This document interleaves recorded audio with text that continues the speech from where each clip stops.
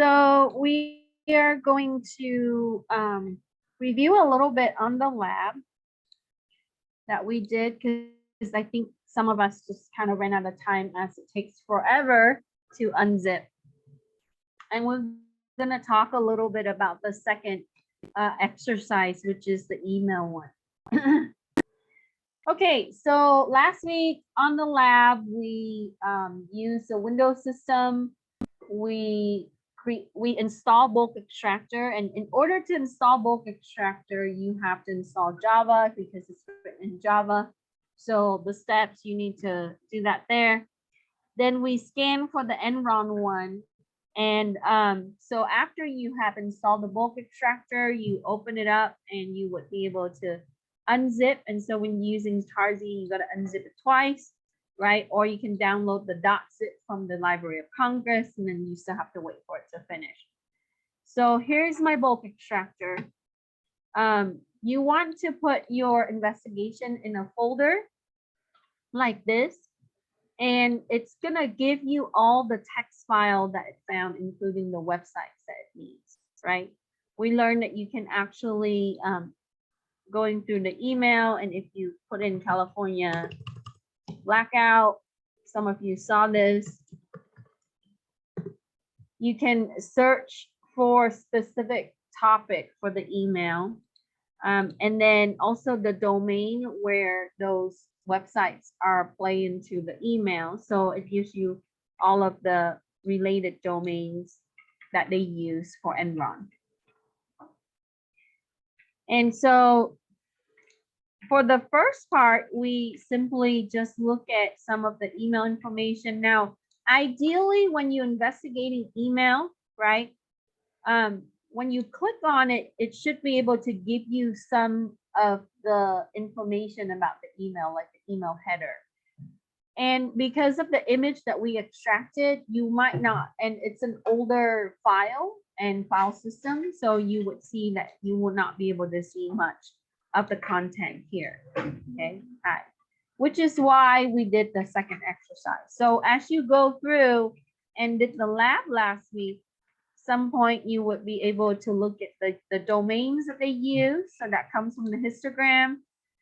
And then some of the email headers and the URL headers and searches. So it does the browser and the email for you. Now, the thing that I wanted to capture today in the beginning review part here is this particular part, because I think most of us kind of running out and then you're not sure what you're looking at. So this is a startup company. We know that Allison Smith owns the company. Jean is the chief financial officer. There are a few people who work there. They work remotely. And the image is, it came from Allison's laptop.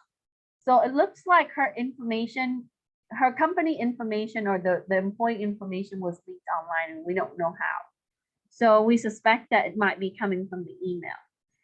So when you do this lab, this part here, you are going to scan the image, which is only one part of the two. Okay, so this is part one, the E01. And this image is made from a different software. So in the case that if you need to bring it into your software, make sure that it is a compatible file format. And bulk extractor is able to read E01. Okay. If not, we would then need to convert it to DD or some form of a file that we want. So here's my scan. Let me uncheck this.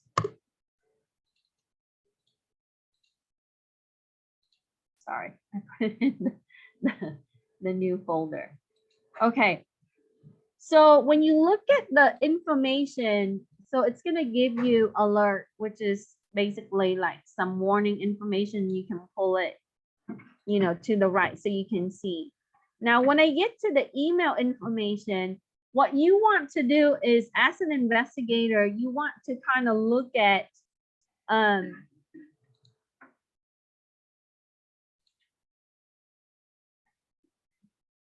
you want to look at something that would be irregular, something that would stand out to you. Let me see if I have the correct file on here.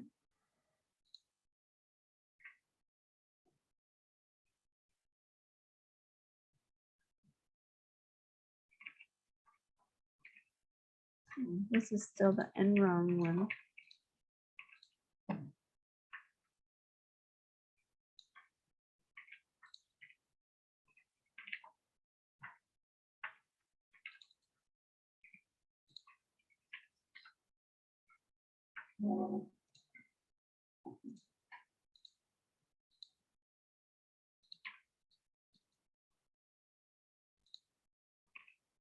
Hold on 1 second. Let me go back. Documents.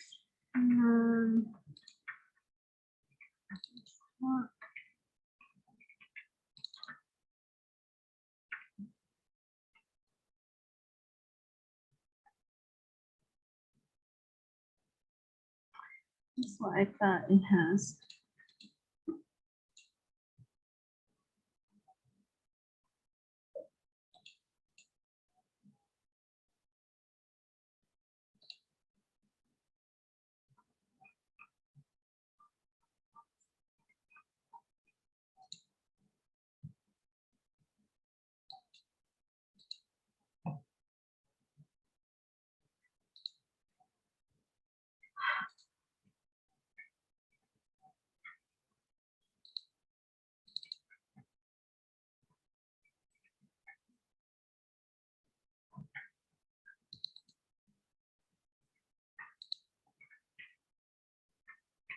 It's able to pull.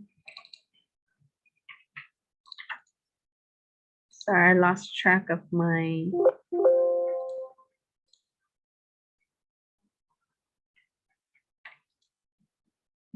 email information. However, as we were saying, the information that's going to come back to you, you would see some of the details as far as the content.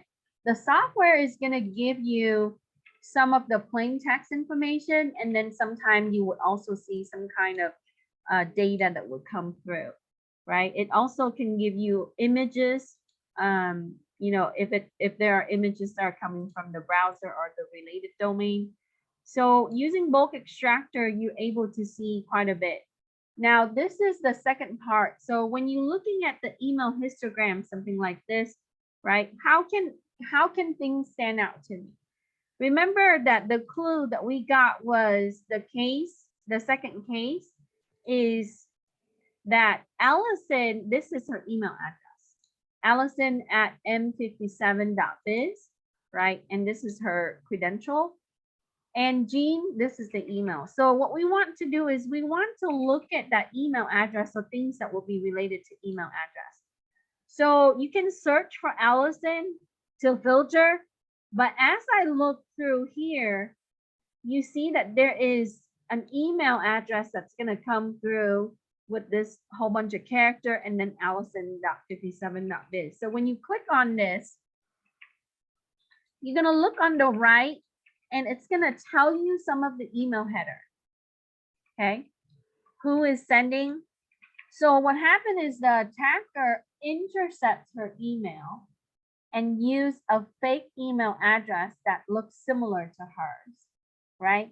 And be able to communicate. And then so it's giving you some information about how Jean the user accessing, and then Jean the user, right? Jean right here was delivered to, and all the servers in between, like what the book described. So you would see that the server that touches the email, it shows that here. And then there is a subject line that says, which email address are you using? And the message ID is, this is the attacker email right here. Okay. So the attacker is trying to contact Jean and say that which email address are you using? And so that means that they're trying to verify like which one.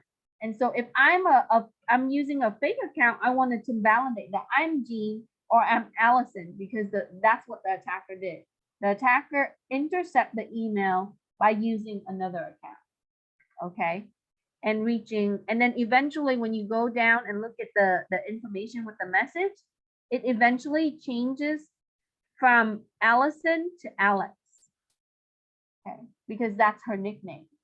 So the attacker researched her and then used her her nickname as a fake account to fool the other person to send the actual spreadsheet. So when you put it together, what you see with this case is that Jean, right, is on the spreadsheet, right? And Allison, she has this particular file. So she attached this file and sent it to supposedly her coworker, but it ends up to be her attacker. And so you kind of have to follow the email thread looking at who sends to who. So when you filter it out and when you look, you're going to see the message information over here, right? And looking at the email header on who sent and who's receiving and some of the content in the email. So in realistically, when you click on the email that it's tracked through the software, it should show you some kind of information about the email on the right.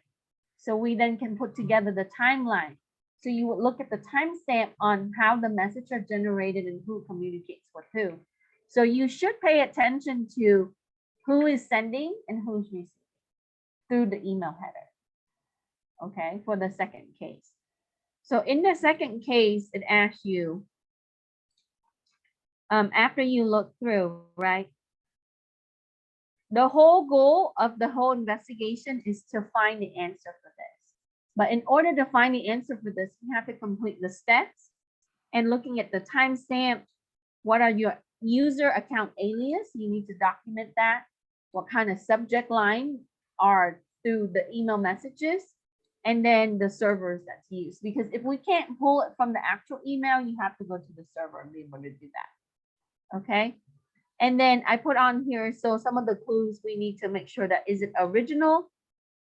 Is it and then when it gets sent, right? So the originator email is different than the in reply. As you can see that they intercepted it. Okay. So as you do this, you're going to see what happens to Bob, right? And if you look at the spreadsheet, Bob Social Security is on the spreadsheet. And he did contact Allison through various email. When you see here, right? If you look through the email, Bob did right here. If you click Bob email, he did send and he said, how come my information, my Social Security number is on the website, right? But his email got intercepted by the attacker, which uses this alias right here. And so Allison never actually got the notification that his information is on a website until it's too late.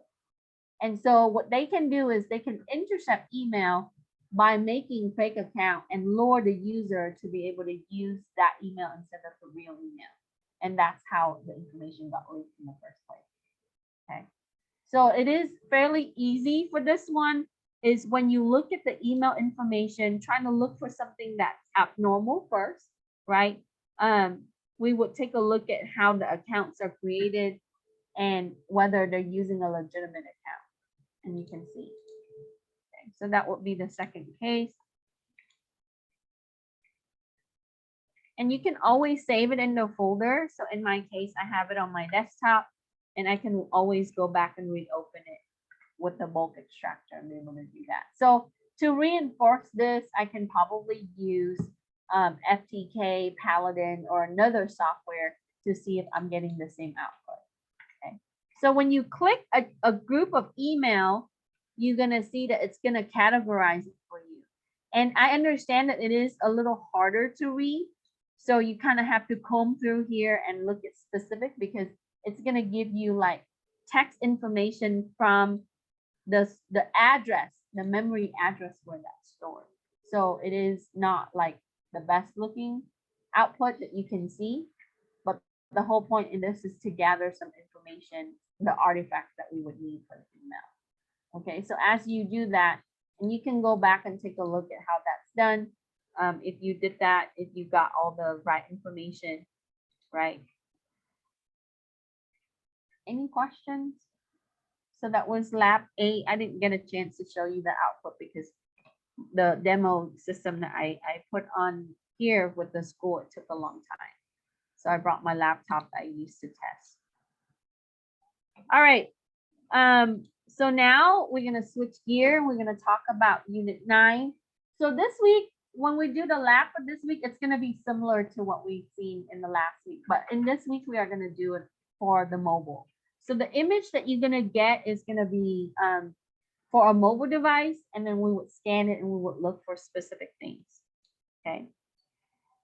So in the notes, it talks about the two areas that you would look at is going to be browser based, because most of the things that you see, if you're looking at the tablet or the smartphone, it's either iOS or Android for most part, right? Not a lot of companies are supporting Microsoft, Windows IoT anymore, because it's only very rare that you see that.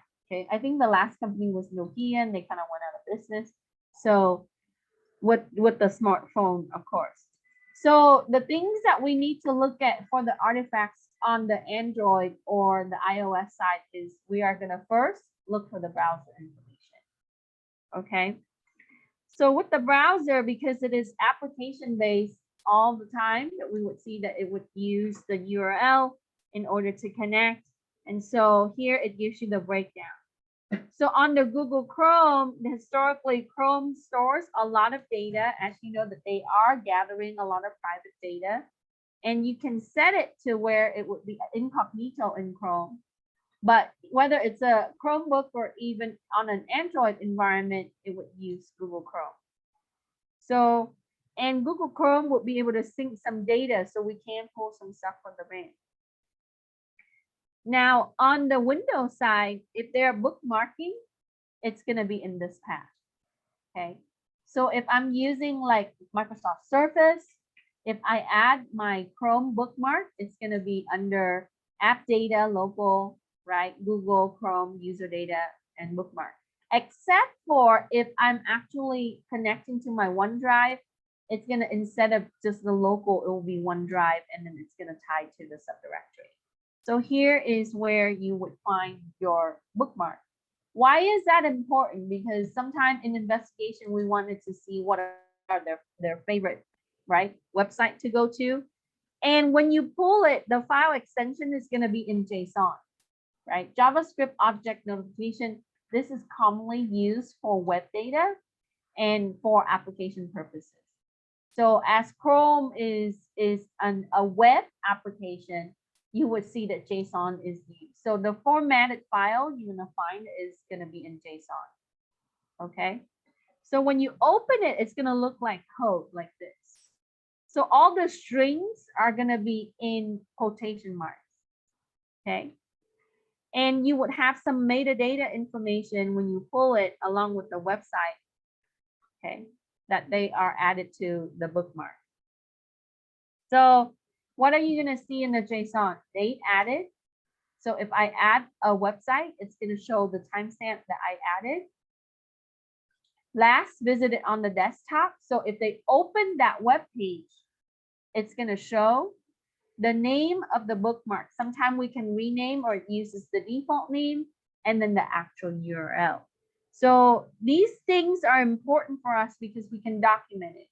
So if somebody is releasing child pornography on a website, we would be able to find it through the browser content. Unless, right, if they delete it, we can pull it from the web. If the system is still on. Okay, so let's answer the question, right? For number one, it says, what type of files can forensic investigator examine to identify unethical or critical internet activity of the user? So we would use browser logs, history files, cache files, cookies, password of browser sessions, right? Because those also get stored, and bookmarks. So the logs for the browser, your history files, cache files, cookies, password for the browser session, and bookmarks. So the common browser that you see is going to be Chrome, Safari for iOS, right? Firefox and Edge. Edge is for Microsoft. But not always that you would see that, you know, people can install additional applications like Opera and so on. Now, if they're using Tor, right? Tor is meant to really be for privacy. So it uses encryption whenever it passes to each node. So that will be harder. So if you want a lot more privacy, then you would use Tor browser. So your browser applications is designed to store these things, right?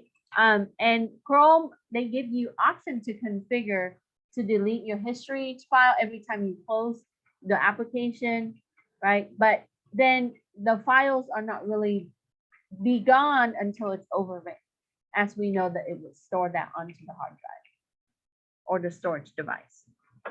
And on the tablet, you would see that it's either in the internal storage, or if in some cases they would configure that to the micro SD. So we would be able to pull the micro SD and be able to find it. And iOS will be on the internal storage. So on your computer, you can find your bookmark for Windows system, right? If you have Chrome, like in my case, if I'm using my laptop, my Chrome related files, like such as bookmark, would be in this path. So I would go to my user account under C, go to app data, local, Google, Chrome, the user data, and so on.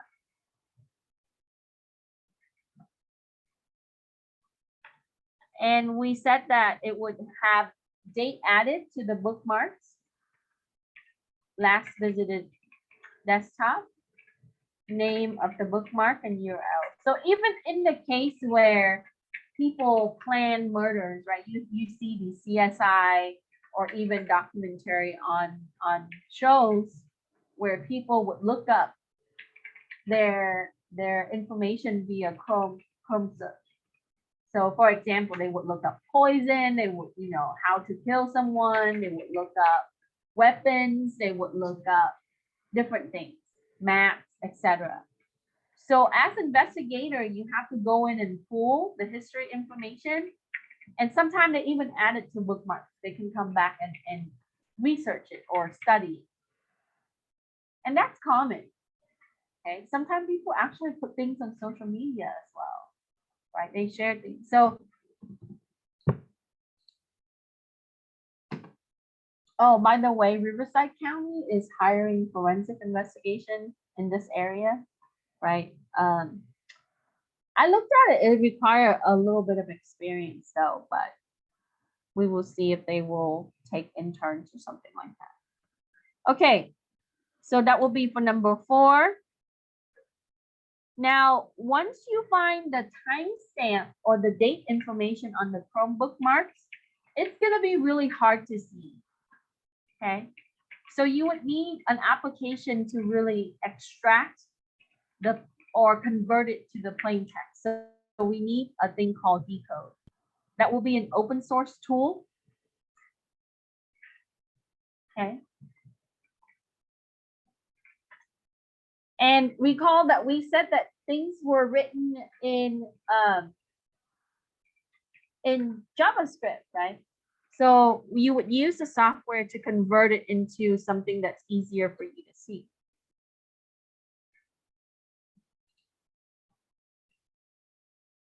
Now you can also write your own application to parse the data, of course, right? It's pretty simple if you know how.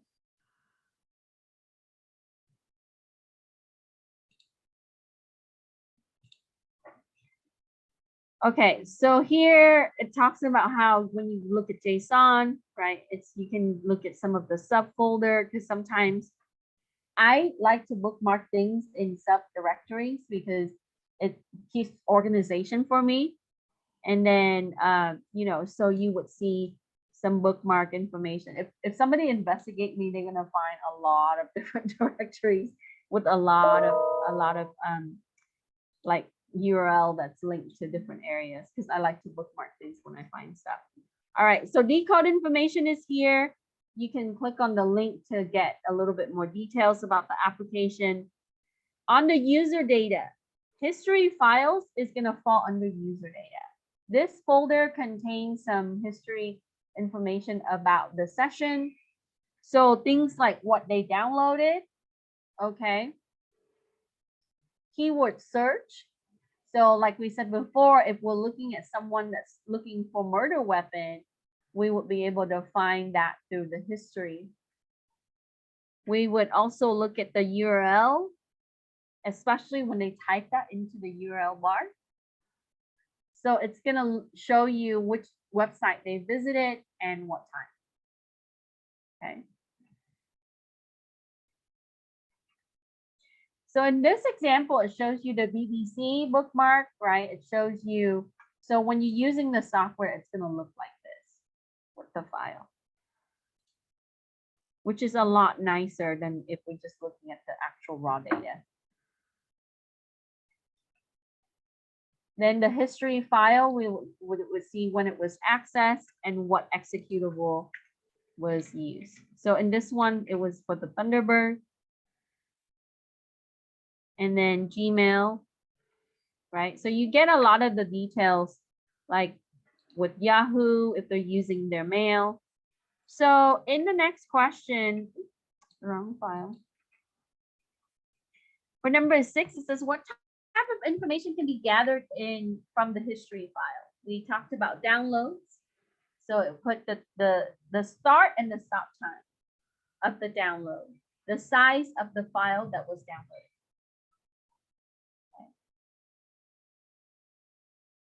Then you also need to look for keyword search.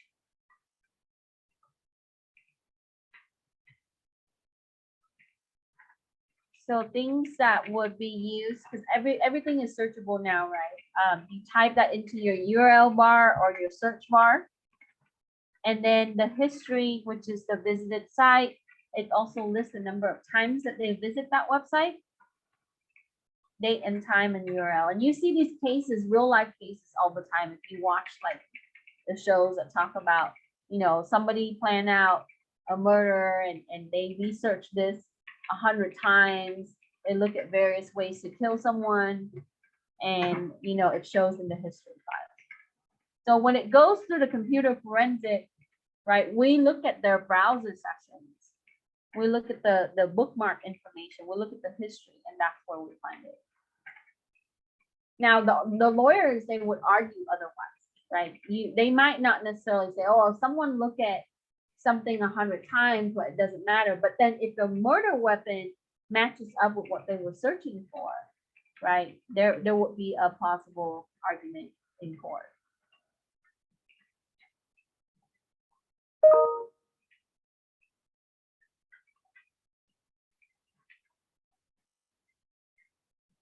So we're gonna practice this week, right? We're gonna look at more browser stuff as we got a lot more on the email last time.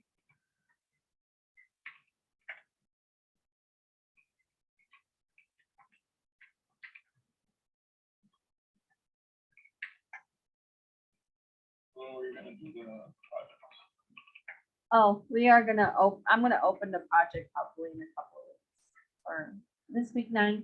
Yeah, maybe next week. 16. Yeah, give you plenty of time actually. So you might get like a couple images, and then you can work together with another person to put together the report. Will be like browser, email, network related. So you would have to find like some of the files and the details. And then the more information we put together, we can put together a better report. Are you gonna share like a report format? Yeah, I can do that. But if you're using, depending on what kind of software you choose to use, because we introduce you to different ones, it actually generates some of the content of your report already. So you just take those and then export it into. And then like the one that really putting everything. Yeah, I'll give you a little bit of a format. but it's really depending on the organization. A lot of it is forms. So I'll find something for you. Okay, any questions regarding browser and Chrome? Okay, so you can find this on an example, right? On page 2 and 3. So next we're going to talk about cookie, and cookie is abundantly used to look at, what you use, what website you visit. It is a way to store, right, some information about the user activity through the browser.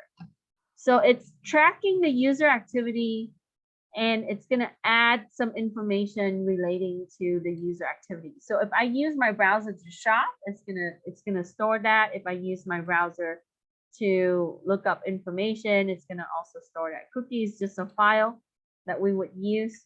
So the system use that to revert back to that file, so it can quickly give you the previously accessed information if you regularly access it. Okay. So the tool that we need to convert this is also, we can use a different tool. So the third-party tool that you can download and use is from Nursoft, and it's called Cookie View. So there are some third-party application like what you've seen in the decode. It's specifically designed to read cookies. Okay. And then also cache. So for Chrome Cache View, you would use Cache View.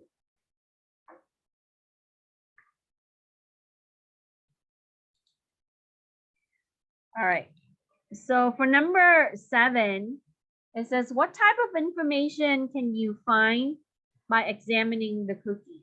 We would find the user activities, session for sure. So if I log into my bank account, right, it would have some kind of cookie information. And in cybersecurity, you probably heard of like cookie poisoning, where they can take your cookie file, modify it, right, and tell your system that is legitimate information. So your system would trust that file and be able to, they would be able to capture your session that way. So it also stores shopping carts. So for example, I would visit target.com. I added a few things into my shopping cart. I closed my browser, leave it for a few hours. When I reopen it, when I visit target.com, the items are still in my shopping cart because of the cookies file, right? It's retrieved whatever that I previously added to my cart, and it still stored that. Now on the server side, they would inspect your cookie and see, right? So how does companies know you added those things but you didn't check out, right? They look at your cookie file. So this is how they advertise to you, is to be able to analyze the cookie files now. So any form of transaction, if I made a purchase, and then also visited website, server information for web server,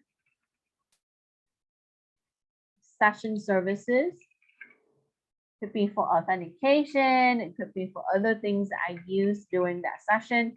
So let's say that I log into some kind of music streaming account, and I would be able to either download or listen to some music via their player. So it would show that through my session service.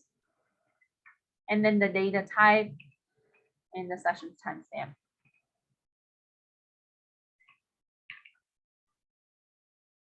Now, when you did bulk extractor last week, you did see some VeriSign stuff that's coming through. Those are for to validate things, right? So on some of the website, you do see that they use digital signature to really verify and sign, along with using certificates to really validate, but not always 100% foolproof. So in examining cookies, we can get a lot of information. So going back to our example, right? Somebody is committed murder. They might have bought things online, right? Using a prepaid credit card. on their computer, but prepaid credit card, you still see the transaction. Because people get smart, they would buy prepaid credit cards so it doesn't track to their bank account. But then if they're using a computer, right? Let's say that they go to a library and use a computer in the library, right? It still shows because we then have surveillance, and it also shows now the library, they have to make you log in through your membership card. So we can track it no matter what.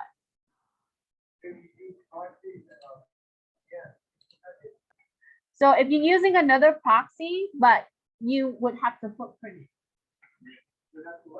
To footprint through the network, follow the traffic. It's still your computer too. So the computer to the destination IP, which is the proxy server, and then from that proxy server to the web server.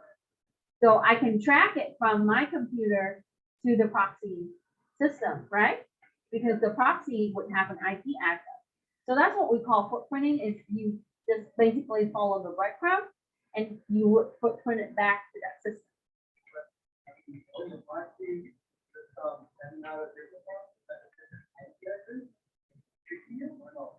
Well, if you're using a VPN, then you can mask your traffic, but it's still point to point though, the source to the destination, and then so I would start with the source, that system IP.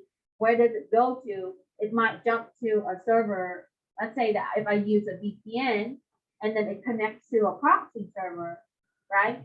So it's just point to point, and you would still be able to track it. Because ultimately there's like so many public IP that it connects to. And so when you look at that traffic on on the log, you will find it. If I'm using a private browser on any internet browser, not a private tab or whatever.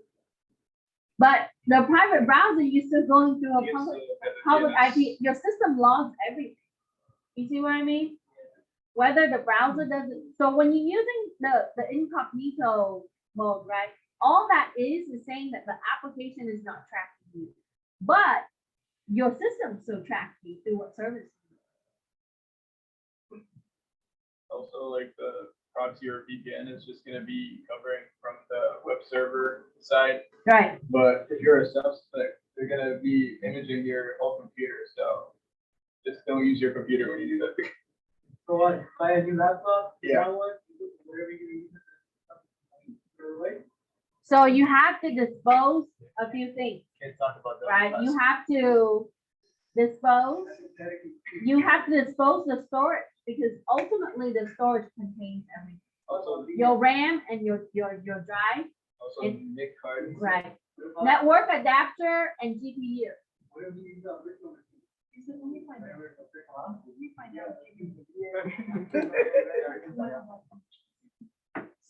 So virtual machine is still back to the storage, right?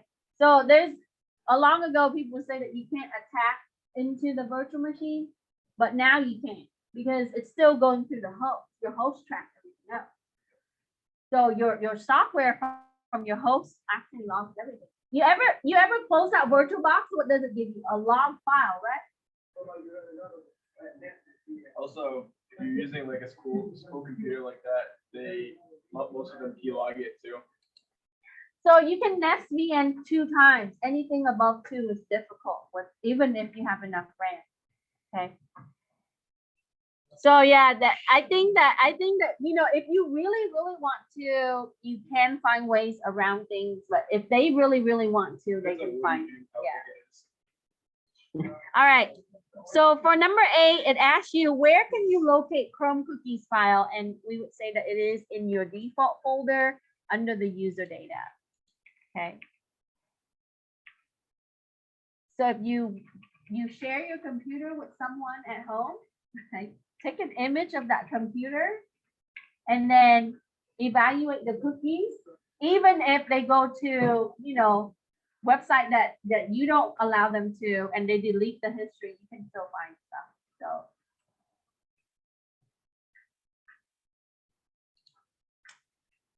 So okay, so the tools that we can use to look at Chrome's cookie, and this is for Chrome's, right?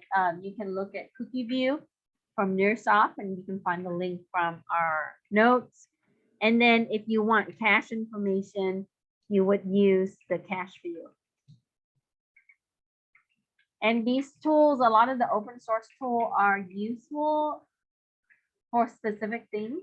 Sometimes you would have a software that's able to view everything, but also I think there are a couple of tools that's command line only, so you can find some that are have graphical user interface or command line.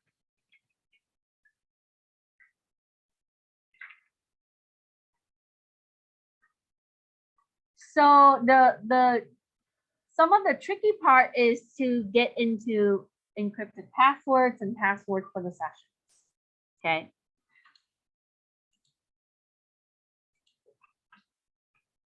So here's the password information.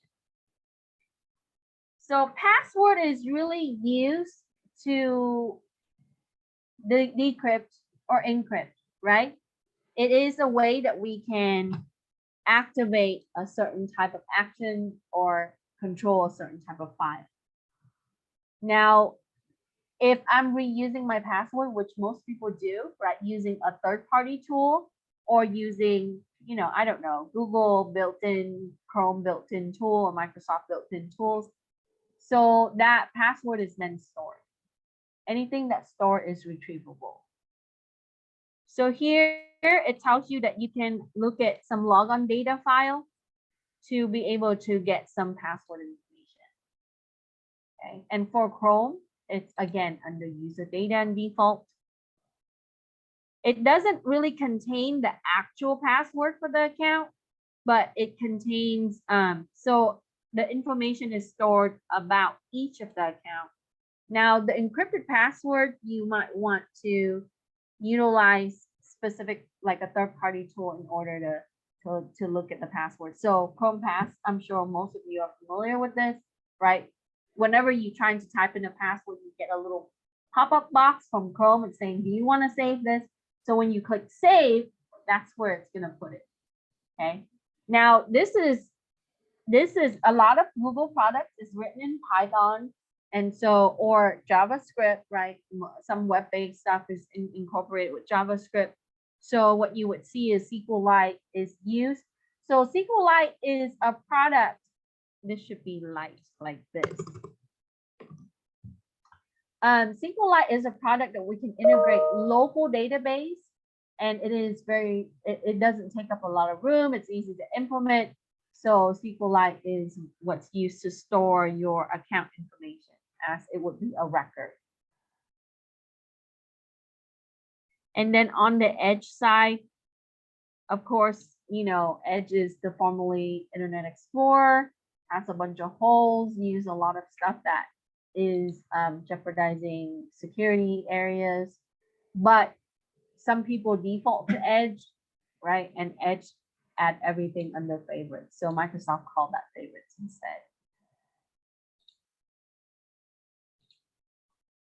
Okay. So for 11, why should a digital investigator recover the user's web-based password to decrypt data? Because without that, you won't be able to access encryption and decryption. And with the password, you can also gather additional information on their web activities for their sessions.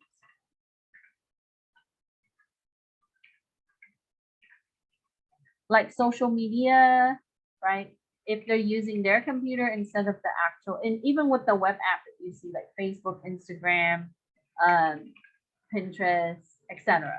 Those things is going to tie to a password authentication. Now, if you're using multi-factor authentication, it also ties to their email and so on.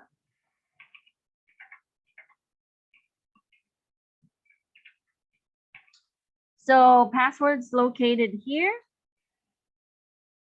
similar to what you've seen with cookies. And to analyze the password, we would use Nearsoft Chrome Pass. So it is a software for us to examine the password information. It might not be the exact password, but just the password information.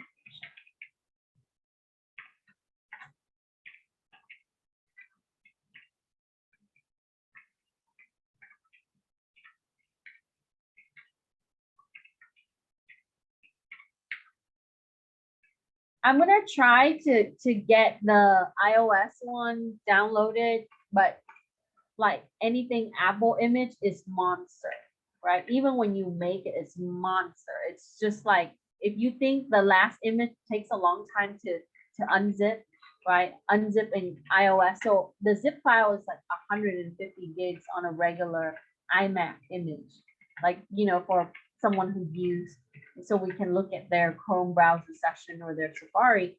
But so I'm gonna probably go with Android to get you to analyze it because it would have Chrome components and it would be a little bit smaller for us because otherwise you just sit there and wait forever. But if you want to practice, there are quite a few images that are floating around the internet for practice. And then if you want to make your own image, you can use software to make image of your tablets and then you can learn. Okay. So the second part of this, it talks about a little bit on how Edge organize things differently, right? It puts it into favorites, and you can use your open source tool to look at your URL. Okay, it has the timestamp. And then Microsoft history files. So for Internet Explorer or Edge, it will be under web cache under Windows. So this would be the path where you would find it on the Windows system. Now it would save it as a webcache.dat file like this. You can't really open the file and view it. You have to use an application to be able to see it. So the analysis, if you use the software to look at it, it's going to look like this. Okay. And the timestamp, you see that it would be numerical like this. So you would see the year, the month, the day, right in the middle right here. And then also add the timestamp. So it is a little harder to read. You to see a bunch of numbers. It would look like this.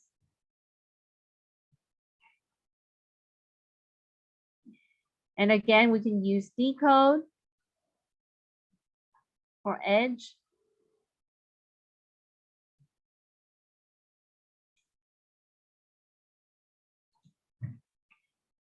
Okay, so for 14, when investigating Microsoft Edge, where can you find bookmarks, right? It's under the user account and then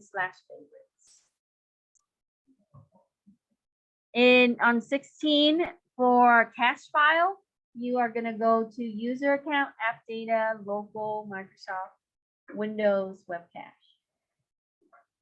Now, most things now they force you to use OneDrive, right? You have to authenticate to your web account with Microsoft, like Outlook.com or some kind of Microsoft account. So with that, what it's going to also do is going to take your local data, right, and then sync it so that way you can share your data across or sync your data across multiple devices. So if I have 2 Microsoft Surface, it's going to carry, right, my bookmarks or my favorites along with some of the things that would be browser related. And same thing with Android. So whenever that they had the sync session on, that you would probably have to acquire it with their account information. So coming back to the password is going to be useful for you to do that. Otherwise, you have to get the company, the service provider, Google, to give you some added data information.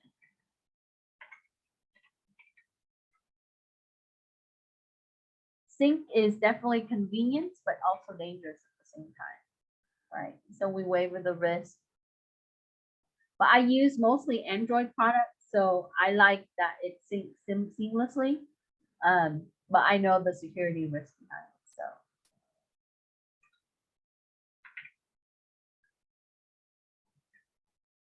All right, any questions? Okay, so we should know the location. And then for the Edge cache file, so how do you analyze it? First, you would need to import the image, use your forensic tool, just like what we've been doing with all the other stuff, right? and then you would use file by index.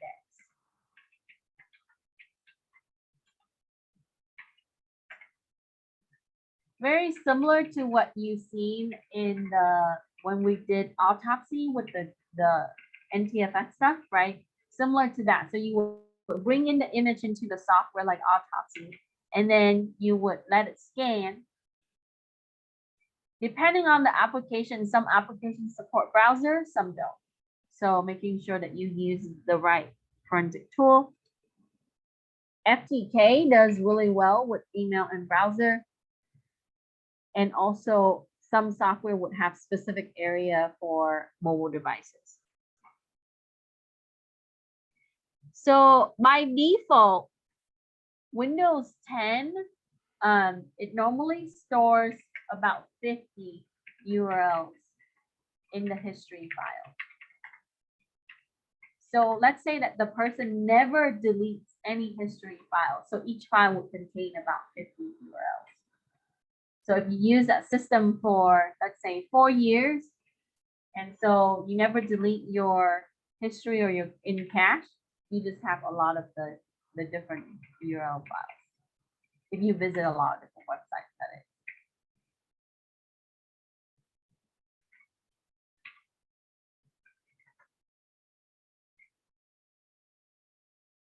Any questions?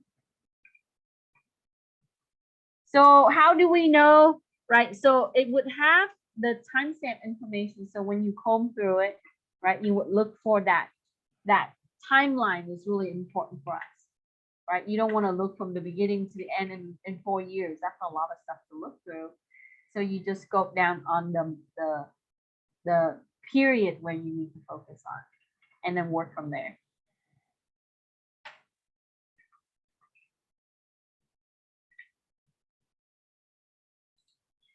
But then you see the cases where they investigate the individual for like 10 years because they couldn't arrest this person, right?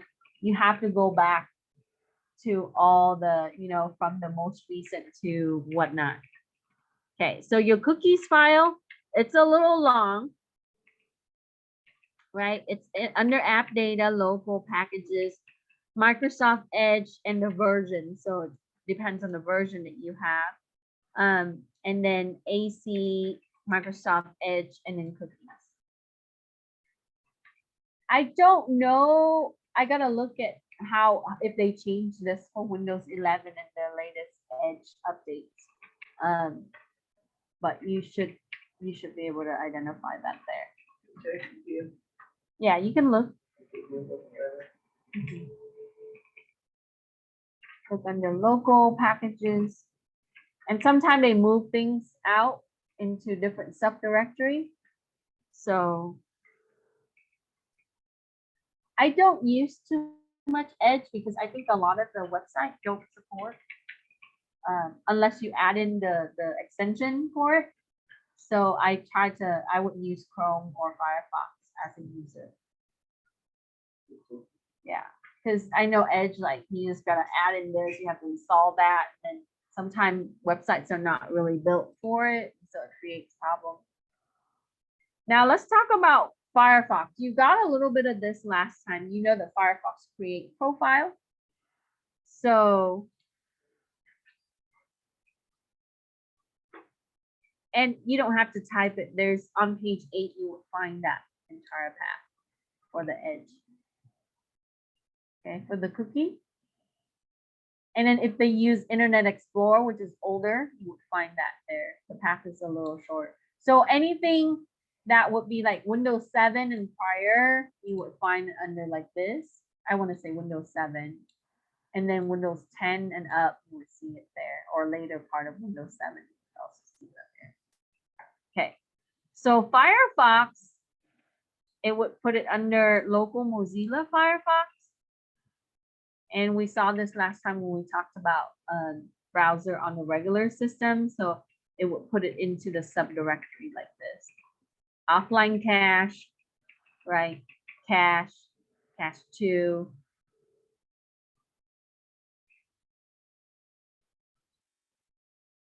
So for the user account, we see an example. This one has two profiles. There's the bad guy and there's the bad guy needs love, right? So it would break it down to individual account like this one, this profile compared to that profile. So the profiles list all the profiles, and then when you get into this each account, you would see like each of the profiles. Like on my Chrome, I actually use two or three accounts. Okay.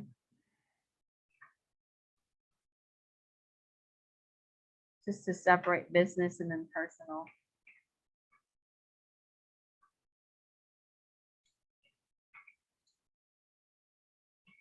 Okay, so for the profiles, the file, you can find it under, that's pretty easy, under the user account name, app data, local, Mozilla, and then Firefox.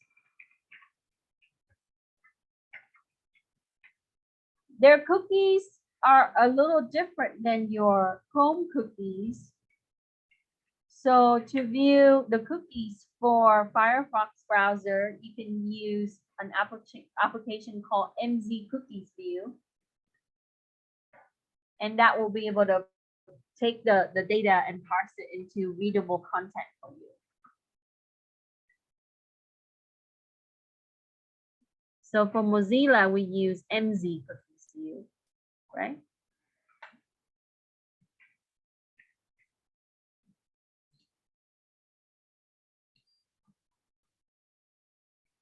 So again, NERSOFT makes your cookies utility, okay? And then it also access the file with SQLite. Common tool. Your history is under profile for Mozilla. Yeah. Yeah. I was first introduced to it from a different platform. So like if you ever use Raspberry Pi implemented that. But it's just now they do a lot of service with protecting your data and so on. So yeah. DuckDuckGo is known to be selling some stuff to the government, so also Everything depends. has to be disclosed to the government. So I think Yeah. there's no law to protect us with that. And Brave is also releasing if you want to go to the deep web, it's kind of like alternative to Tor, but it doesn't do the relays like Tor does. Right. Tor is slow because it does the relay. Yeah. So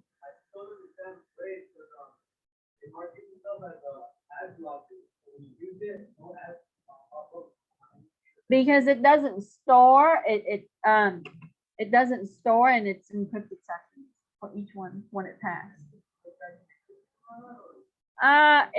You have to install the application, then the application does log, but it doesn't. It's harder to put on those browsers. Like Tor, because it relays and it encrypts through every relay agent, so it's harder to track. That's it. All right, so history view for MZ, again, a third-party tool. You would be able to find the file and then put it through an application to read the file, okay? So that would be for 21 for cookies view. Oh, we talked about that. 22, in digital forensic investigation, why is social media important and how difficult is it to find social media artifacts? Social media is usually tied to the geolocation and basically the physical location, the information. So whenever I shared something, right, usually the application would ask me for the permission to share my location. Most people do. So the location, the information, web activities about the user, possibly files that are usually stored with the service providers. It's amazing what they can do to piece together the actual profile of someone through social media. I watched a documentary where a husband killed his wife, right? And they didn't find him guilty until later on. And through sorry, my system just went to sleep for a second. Through social media, they found like a lot of the details on, you know,